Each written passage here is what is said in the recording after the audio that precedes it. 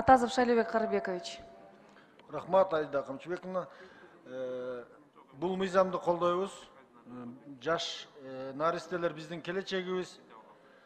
Мамлекетте жаш балдарыбыз, келечегибиз көп болуш керек. Мен маалымат үчүн суроо берейин. Министрлер, жетекчилер суроо бергенде, азыр кесиптешим бергенде тактап көрөлү деп атпайсыздарбы?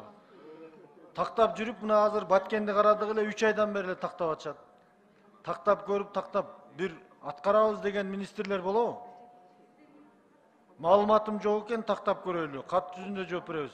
Качан Кыргызстанда министрлер, жетекчилер тактап көрөйүн эмес, мен билем бул маселени, мен чечемин, мына күнү чечилет деп айтышат. Эми суроо. Мына үйүнүн алдына эрте менен чыкса, жаш ымыркай бала туруптур. Аны таап алып, ал 1 ай бакты. Эми бул Кудайдан берген ырыскы дейбизби, эрте менен эми багымдат намазга чыкса турат экен. Багып мээримин төгүп калган эже. Аны кайра соцразвитие алды дагы, ал баланы ага бербей атыптыр. Ошондо бул жерге өзгөртүү киргизсек болобу? Таап алган баланы ал багып алуу укугуна ээ болуу боюнча кандай көз караштарыңыздар?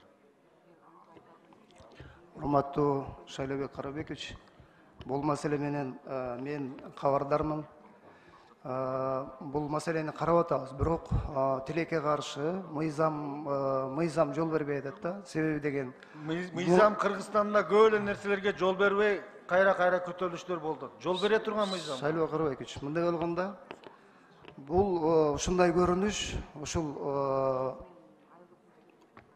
18-19 жылга чейин келген экен да, баягы атайлап алдын ала сүйлөшүп алышып, акча берип, сен менин эшигимди алдына чыдап кой. Мындай да, ал фактыларды эмне кыласыз? Сизге мен кыскача так жооп беришиңизди суранам. Жок, ошо эмеске азыр жооп берейин. Таап алган ымыркайды багып алуу укугуна эми 1 ай энедей болуп мээрим берип калганда кайра тартып алып койсоңор, анан кезекте турган байманаптарга сатсаңар, ушул эми туура бир адамгерчилик.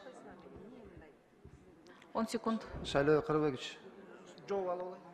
Мындайда азыр баягы коррупциондук рисктердин баарын жоюш үчүн биз баягы порталдан беришет да баары теңчи. Биз ошону өркүндөтүү максатында жол бербейбиз, баягы таштап кеткен балдарды эле сразу усунап эткенгечи. Азыркы убакта ошол баары тең порталга айланат. Ошо табылдыбы, ал убакта сразу милиция бизге кабарлайт. Биз болсо база данныхка киргизебиз да. Ошонун негизинде анан иш алып барылат. Азыр баардыгы электрондук түрдө.